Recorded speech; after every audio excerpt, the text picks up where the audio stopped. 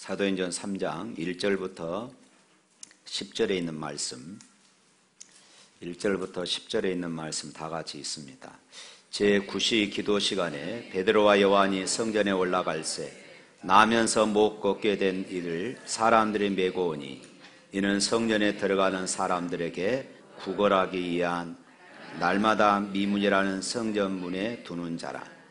그가 베드로와 요한이 성전에서 들어가려 함을 보고 구걸하거늘 베드로가 요한과 더불어 주목하여 이르되 우리를 보라 하니 그가 그들에게 무엇을 얻을까 하여 보았거늘 베드로가 이르되 은과 금은 내게 없거니와 내게 있는 이것을 네게 주노니 나사렛 예수 그리스도의 이름으로 일어나 걸으라 하고 오른손을 잡아 일으키니 발과 발목이 곧 힘을 얻고 뛰어서서 걸으며 그들과 함께 성전으로 들어가면서 걷기도 하고 뛰기도 하며 하나님을 찬송하니 모든 백성이 그 걷는 것과 하나님을 찬송함을 보고 그가 본래 성전 미문에 앉아 구걸하던 사람인 줄 알고 그에게 일어난 일로 인하여 심히 놀라 여기며 놀라니라.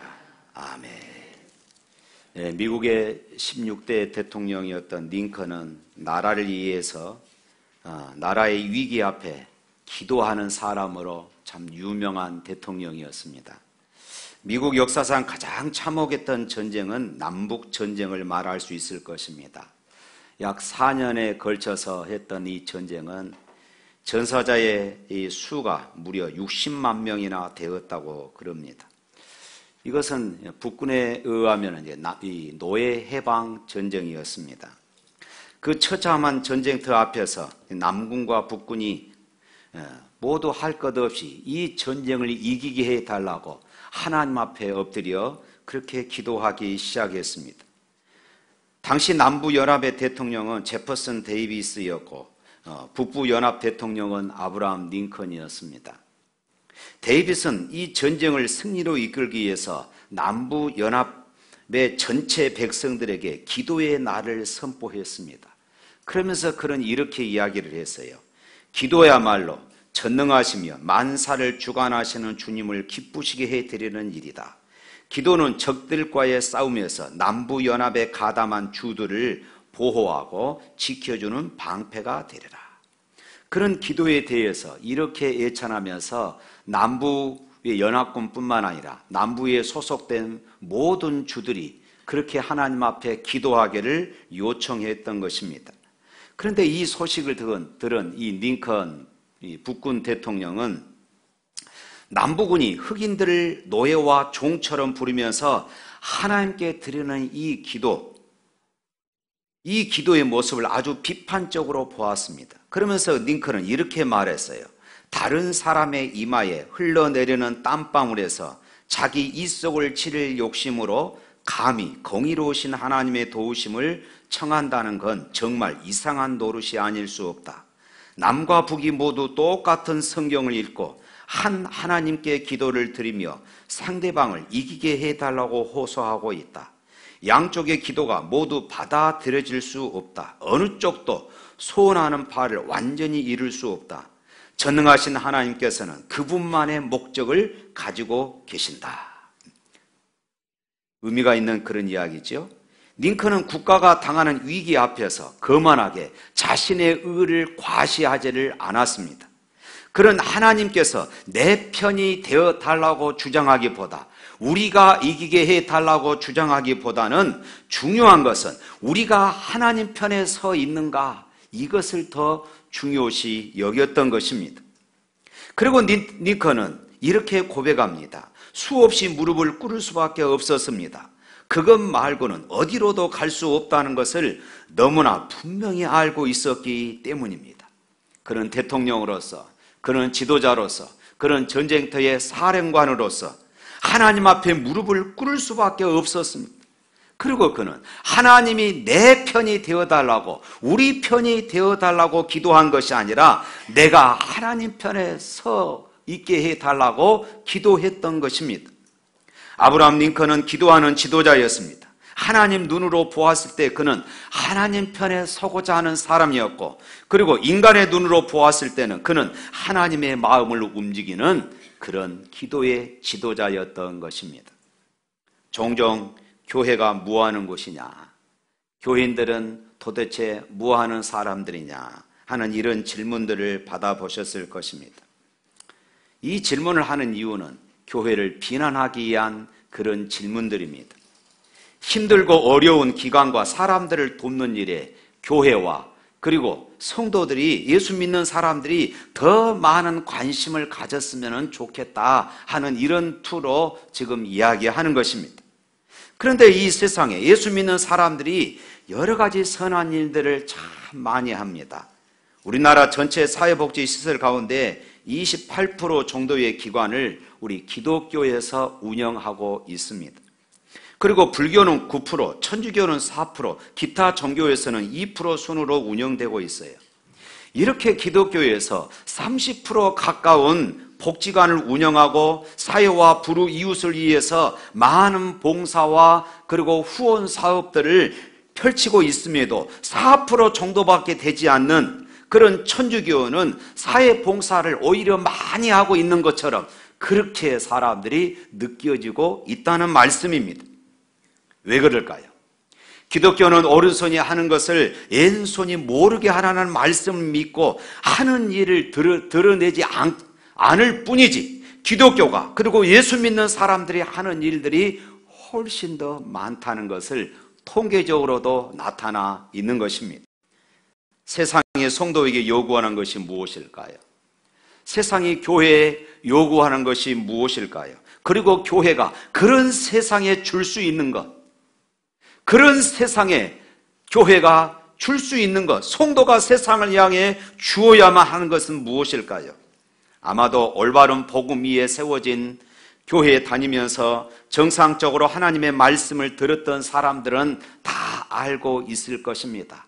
그것은 다름 아닌 예수 그리스도입니다. 할렐루야! 우리는 세상을 향하여 복음을 주어야 한다는 말씀입니다. 교회와 성도는 예수님의 이름으로 성령의 능력으로 세상이 모르는 하나님의 생명과 은혜와 축복과 기적을 세상에 흘려보내 주어야 한다는 것을 우리는 다 알고 있는 것입니다. 그렇습니다. 교회가 세상에게 할 수 있는 것은 영적인 능력을 채워주는 것이에요. 우리가 봉사하는 것, 이것은 그것이 목적이 아니라 바로 복음을 전하기 위한, 예수님을 그들에게 나누어 주기 위한 하나의 통로일 뿐이지 그것이 주가 아니라는 말씀입니다. 성도의 삶과 교회를 통해서 이 은혜가 흘러나간다면은, 이 생명이 흘러나가면은 세상은 교회를 통하여서 충격을 받게 되어 있습니다. 오늘 본문 10절 말씀에 보니까 그렇습니다. 10절 말씀 한번 읽어볼까요? 그가 본래 성전 미문에 앉아 구걸하던 사람인 줄 알고 그에게 일어난 일로 인하여 심히 놀라게 여기며 놀라니라. 그에게 일어난, 안진뱅이가 일어난 이 사건을 통하여서 세상 사람들이 충격을 받았다, 이렇게 말하고 있어요. 심히 기이 여기며 놀랐다고 했습니다. 사실 이것이 성도와 교회가 존재해야 하는 이유이기도 하는 것입니다. 그런데 오늘 이 시대의 성도와 교회는 안타깝게도 그럴 만큼의 영성과 그럴 만큼의 영향력을 가지고 있지를 못한 것 같습니다. 그리고 거기에 우리도 예외가 아닌 것 같아요. 사실 우리는 영적으로 너무나도 빈곤합니다. 영적으로 너무나 세상을 향하여서, 이웃을 향하여서 우리가 줄 것이 없습니다. 지금 세상은 교회의 뛰어난 영성 때문에 충격을 받는 것이 아니라 너무 수준 이하의 영성 때문에 교회가 비난을 받고 교회가 충격을 받는 그런 시대에 우리가 살아가고 있습니다. 이것이 가슴 아픈 일이지만은 이 시대의 교회와 성도들의 영적 삶의 수준이에요. 저는 이 사실을 생각할 때마다 참 가슴이 아픕니다. 정말로 애통하는 눈물이 있어요. 그리고 이런 우리들을 고칠 수 있는 하나님의 은혜에 대한 갈급한 마음이 있습니다. 어떻게 하면 이런 영적인 회복과 부흥이 우리에게 임할 수 있을까? 어떻게 하면 우리도 초대교회 성도들처럼 예수 그리스도의 이름과 그 이름의 생명과 그 이름의 능력과 축복과 은혜를 세상에 줄 수 있을까? 어떻게 하면 우리는 이런 세상이 정말로 필요로 하는 이런 구원의 은혜를 세상에 줄 수 있을까? 여기에는 다른 방법이 없습니다. 답은 한 가지예요. 성령의 은혜를 사모하면서 하나님의 능력을 사모하면서 기도의 자리로 나아가는 것뿐입니다. 하나님의 부흥을 사모하며 우리의 가난함을 내어놓고 하나님께 믿음으로 기도하면서 우리의 삶, 우리의 삐뚤어지고 우리의 잘못되고 우리의 불신앙적인 삶을 하나님의 말씀으로 고치며 기다리는 것입니다. 영적 회복과 권능과 부흥의 문제는 프로그램의 문제가 아닙니다. 방법의 문제가 아닙니다. 이것은 기도의 문제이며 하나님을 바라보는 우리의 영적인 태도의 문제인 것입니다. 정말 가난한 마음과 갈급한 마음으로 하나님께 기도하는 공동체, 하나님께 기도하는 성도들만이 성령의 역사하심으로 영적인 회복과 부흥을 맛보게 될 줄로 믿습니다. 저는 우리 교회가 그런 교회가 되기를 축원합니다. 저는 우리 교회가 그런 교회 되기를 축원합니다. 아멘 좀 크게 좀 하세요. 다시 한번 저는 우리 교회가 그런 교회가 되기를 축원합니다. 하나님 앞에 무릎을 꿇고 하나님의 은혜를 사모하면서 하나님이 주시는 힘으로 시대를 이기는 사람들이 되기 위해서 기도에 힘쓰는 사람들, 그런 사람들이 많을수록 교회는 건강해지고 교회가 건강할수록 이 사회의 교회는 충격을 줄 수 있는 것입니다. 사랑하는 성도 여러분, 그런데 이 시대가 가장 많이 잃어버린 것이 무엇일까요? 바로 이 기도입니다. 이 시대의 그리스도인들이 가장 많이 잃어버린 것, 바로 이 기도의 능력과 기도의 진지한 태도와 기도하는 자에게 있어야 할 생명력입니다. 신앙생활 오래전부터 신앙생활 하신 분들 자신을 한번 돌이켜 보시길 바랍니다. 과거에는 새벽기도, 철야기도, 금식기도, 또 기도원 기도 얼마나 많이 기도하였습니까? 그런데 예전보다 자신의 기도 시간이 줄어져 있다는 것을 모두가 인정하실 것입니다. 그때는 그렇게 바쁘고 아파도 하나님 앞에 나와서 엎드리는 것이 은혜였습니다. 왜 우리에게 하나님의 일들이 일어나지 않을까요? 왜 우리 공동체 가운데 놀라운 하나님의 사건이 생기지 않을까요? 목사님들이 옛날보다 설교를 못해서입니까? 옛날보다 교회 건물이 더 좋지 않아서일까요? 옛날보다 현대교회가 재정적으로 더 부족하기 때문일까요? 그렇지 않습니다. 문제는 기도하지 않기 때문이에요.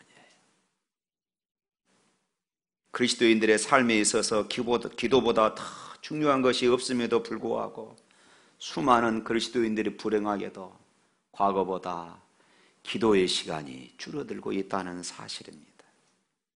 예전에 비하면 설교학적으로 얼마나 좋은 설교가 많습니까? 예전에 비하면 교인들의 지적인 수준이나 성경적인 수준이 얼마나 높아졌습니까? 그러나 주의 종들이 예전보다 기도하지 못합니다. 성도들이 예전보다 기도하지 못합니다. 그러나 사랑하는 성도 여러분, 우리가 지금까지 어떠했든지 간에 이 시간 이후로 믿음으로 하나님께 나아가 진실된 마음으로 기도하면 또다시 우리의 삶 속에 우리 교회 가운데 하나님의 역사가 일어날 줄로 믿습니다. 우리도 하나님께 붙잡힌 바 되어서 하나님의 도구로 사용되어질 수가 있습니다. 우리가 기도하면 하나님께서 일하십니다. 할렐루야! 이것이 바로 기도하는 사람들이 누려야 할 특권인 것이에요. 어느 가정의 아빠가 만취해서 집에 돌아와서 엄마와 다툽니다. 이것을 참다 못한 아들이 아빠에게 대듭니다. 그래서 아빠가 소리를 버럭 지르면서 집 나가 자식아, 한마디 했습니다. 이 한마디에 이 추운 겨울인데도 집을 나가버리고 말았어요. 금방 돌아올 줄 알았는데 며칠이고 이 아들이 돌아오지 않는 것입니다. 엄마는 애가 탑니다. 밤마다 현관문을 잠그지 못하고 거실에서 하나님 앞에 엎드려 기도합니다. 눈물로 기도해요. 그러던 어느 날, 그날도 역시 엄마는 베란다에서 기도합니다. 하나님, 내 아들을 돌려주세요. 내 아들을 돌려주세요. 이 추운 겨울 어디서 무엇하고 있을까요? 제가 잘못했습니다. 하나님, 내 아들을 돌려주세요. 눈물을 흘리며 마음에 있는 괴로움, 마음에 있는 한을 하나님께 하소연하듯이 그렇게 토해냈습니다. 그런데 그때 마침 아들이 집 앞 현관문에서 들어올까 말까 서성거리다가 안에서 엄마의 그 울음소리를 들은 것입니다. 또 아빠랑 싸우네. 그리고 돌아가려다가 현관문을 살짝 열어보았습니다. 그런데 엄마가 베란다에서 기도하며 울고 있는 것이 보였습니다. 가까이 가 보았습니다. 내 아들 돌려주세요. 내가 잘못했습니다. 부르짖는 그 소리에 아들의 차가웠던 마음이 녹아버렸고 베란다 문을 열고 아들은 엄마를 부둥켜 안고 울면서 엄마, 제가 잘못했어요. 제가 잘못했습니다. 모자간의 부흥회가 베란다에서 일어났습니다. 그렇습니다. 우리의 간절한 기도는 어떠한 차가움도, 어떠한 차가운 마음도 녹일 수 있는 능력이 있음을 믿습니다. 우리의 부르짖는 기도는 죽어가는 영혼도 살려낼 수 있는 능력이 있음을 믿습니다. 이것이 기도자의 특권입니다. 눈물로 하소연하듯 부르짖는 기도에 하나님은 일하시고 하나님은 역사하시기 때문입니다. 그런데 우리 자신을 보십시오. 세상의 흐름에 너무나 허무하게 무릎을 꿇고 살아가는 우리 자신을 보면서 과연 하나님 앞에 애통하는 눈물이 있습니까? 이 나라와 이 민족을 생각해 보십시오. 잘못된 인권이라 앞세우며 잘못된 법을 만들려고 하는 정부, 도시마다 동성애 집회, 오늘 우리 그리스도인들이 울 일이 얼마나 많이 있습니까? 남편을 놓고도 아내를 놓고도 자식을 놓고도 믿지 않는 부모를 놓고도 우리가 얼마나 울 일이 많습니까? 자녀들 놓고도 남보다 더 많이 과외시키려고 한다라지 말고 하나님 앞에 무릎을 꿇고 울어보십시오. 자녀들을 살리는 것은 돈이 아니라 부모의 기도의 눈물인 것을 믿으시기를 바랍니다. 교회를 위해서 울어보십시오. 어떻게 교회가 부흥합니까? 성도들의 눈물입니다. 성도들이 교회를 위해서 가슴을 찢으며 하나님 우리를 불쌍히 여겨 주시옵소서 기도할 때 교회는 부흥하게 되는 것입니다. 우리가 눈물로 기도할 때 하나님이 왜 그 교회를 그냥 두시겠습니까? 우리가 눈물로 기도할 때에 하나님의 역사가 일어나게 되는 것입니다. 사랑하는 성도 여러분, 하나님의 역사와 하나님의 감동이 내 삶에 임하는 것, 이것은 기도로부터 시작된 줄로 믿습니다. 하나님은 그의 백성들이 기도를 통하여 이런 감동과 능력을 하나님께 구하고 그 감동과 능력을 받아 누리기를 소망하고 계십니다. 하나님은 그의 백성들이 이런 감동을 구하면서 하나님께 두 손 들고 나오기를 기다리고 계십니다. 오늘 이 시대의 그리스도인들이 이런 하나님의 생명과 능력을 구하면서 때를 따라 도우시는 하나님의 은혜의 보좌 앞에 담대하게 나오기를 하나님은 원하고 계셔요. 그런데 무엇이 문제입니까? 하나님께 문제가 있는 것이 아닙니다. 하나님의 능력에 문제가 있는 것이 아닙니다. 하나님 앞에 나아가지 않는 바로 우리들에게 문제가 있어요. 나아간다 해도 가난한 심령으로 나가는 것이 아니라 너무 부요해서, 너무 부요함으로 하나님께 나가는 것이에요. 하나님의 은혜의 필요성을 절실하게 느끼는 그런 심령으로 나가야 할 것인데 주시면 주고 말면 마는 시기입니다. 이 시대에 미증하는 성도들의 믿음이 문제인 것입니다. 사랑하는 성도 여러분, 우리가 기도하면 하나님은 영적인 사건을 예비하실 것을 믿으시기를 바랍니다. 따라서 합시다. 내가 기도하면 하나님은 영적인 사건을 예비하신다. 우리가 기도하기만 한다면은 하나님께서 일하실 것입니다. 우리가 무릎을 꿇고 기도하기만 한다면은 하나님은 우리 가운데 당신의 능력을 드러내실 것입니다. 우리가 기도의 자리를 지키기만 하면은 하나님은 그를 통해서 역사하실 것을 믿으시기를 바랍니다. 베드로와 요한이 하루 3번씩 기도하는데 오늘 본문에 보면은 우리 시간으로 오후 3시에 성전에 기도하러 올라갔습니다. 기도하러 올라가는 중에 하나님은 한 사건을 예비해 두셨습니다. 사실 이 성전 미문 앞에 앉아서 구걸하던 이 사람은 항상 그 자리에 앉아 있었어요. 그런데 그날따라 하나님이 그들에게 감동을 주시고 한 사건으로 준비해 두셨던 것입니다. 놀라운 사건 하나를 준비하고 계셨던 것이에요. 그렇습니다. 하나님의 크고 비밀한 일을 보기를 원하십니까? 하나님께서 주시는 기회를 잘 포착하는 지혜로운 사람이 되시기를 원하십니까? 하나님 앞에 귀하게 붙들려 쓰임받기를 원하십니까? 기도하는 사람에게 하나님은 역사하실 줄로 믿습니다. 기도하는 사람에게 하나님은 어떠한 중요한 사건을 만들어 주심을 믿으시기를 바랍니다. 일생일대의 가장 중요하고 귀한 일은 바로 이 기도하는 사람들을 통하여서 하셨다는 것입니다. 하나님을 믿는다고 하면서 기도하기를 쉬고 있는 자에게는 아무런 일도 일어나지 않게 하십니다.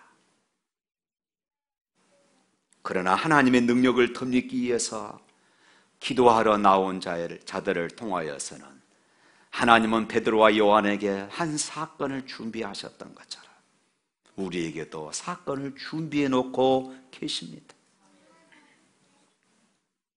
하나님의 영광이 드러나는 엄청난 일들을 준비해 놓고 계셔요.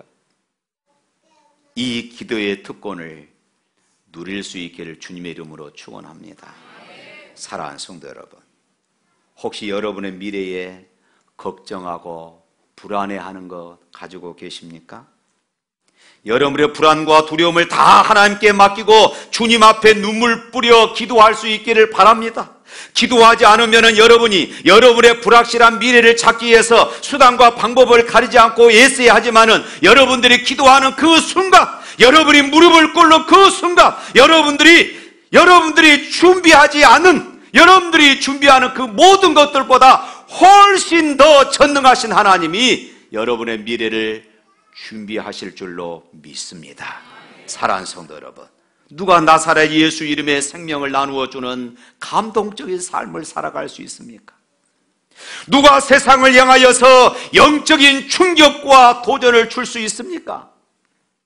누가 사람들의 영혼을 긍휼히 여기며 그들의 진정한 피로를 채워줄 수 있습니까? 누가 하나님께 붙들려 놀라운 역사를 일으키는 주역이 될 수 있습니까? 기도의 사람임을 믿으시기를 바랍니다. 기도의 사람이에요. 사랑하는 성도 여러분, 지난 한 주간 동안 저녁 특별 기도회를 가졌습니다. 하나님께서 많은 은혜들을 주셨습니다. 저는 여러분들에게 이렇게 제안하고 싶습니다. 새벽 예배에 나오지 못하는 신분들, 저녁 기도의 시간을 귀향에 우리 8시 시작했으니까 계속 나와서 기도할 수 있기를 바랍니다. 혹시는 출근하면서, 혹시는 퇴근하면서 교회에 들렸다가 반드시 기도하고 돌아갈 수 있기를 바랍니다. 여러분이 기도하면은 하나님이 일하십니다. 여러분이 기도하면은 하나님께서 놀라운 역사를 준비하고 계심을 믿으시기를 바랍니다. 이 기도의 특권을 우리가 누리고 맛보아야 하지 않겠습니까? 다윗은요, 지치고 공고할 때 이 기도를 통하여서 하나님이 자신의 삶 속에 역사하신 것을 경험하고 그것이 얼마나 좋았던지 이렇게 고백했습니다. 시편 34편 8절 말씀, 우리 다 같이 한번 화면 보고 읽어볼까요? 너희는 여호와의 선하심을 맛보아 알지어다. 그에게 피하는 자는 복이 있도다. 너희는 여호와의 선하심을 맛보아 알지어다. 참 기가 막힌 표현 아닙니까?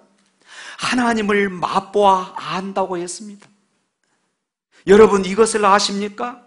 신앙의 맛이 있어요. 하나님을 믿는 신앙은 밋밋하지 않습니다. 물에 물 탄 듯 술에 술 탄 듯 그렇게 밋밋하지 않습니다. 맛이 있어요. 말로 표현할 수 없고 설명할 수 없지만은 분명한 맛이 신앙생활 있습니다. 이 맛을 맛본 사람만은 알 수 있어요. 우리 서로 받은 그 사랑을 알 사람이 없도다. 여러분, 이 신앙의 맛을 여러분들 사모하시기를 바랍니다. 얼마나 좋은지 한번 맛보면 또 맛보고 싶습니다. 이 맛은 아무리 맛보아도 질리지 않는 맛입니다. 자꾸 맛보고 싶어요. 바로 이 맛을 보아야 우리가 이 시대를 이기고 환경을 이기면서 살아가는 능력과 감동 있는 그리스도인이 될 수가 있는 것입니다. 사랑하는 성도 여러분, 하나님의 선하심을 맛보시길 원하십니까? 기도의 자리를 가까이 하시기를 바랍니다. 저녁 집회 시간이 끝났다고 해서 여러분들 기도 시간도 끝내지 마시고 계속해서 기도하십시오. 기도하는 자가 누리는 축복을 누리기를 원하십니까? 하나님 앞에 엎드려 무릎으로 나아가시기를 바랍니다. 우리가 기도하면은 하나님이 역사를 준비하신다니까요. 내가 기도하면은 하나님이 한 사건을 준비해 놓으신다니까요. 오늘 저와 여러분들, 우리 교회가 하나님께서 준비해 놓으신 이 놀라운 역사를 맛보며 간증하는 그런 교회가 되시기를 주님의 이름으로 축원합니다.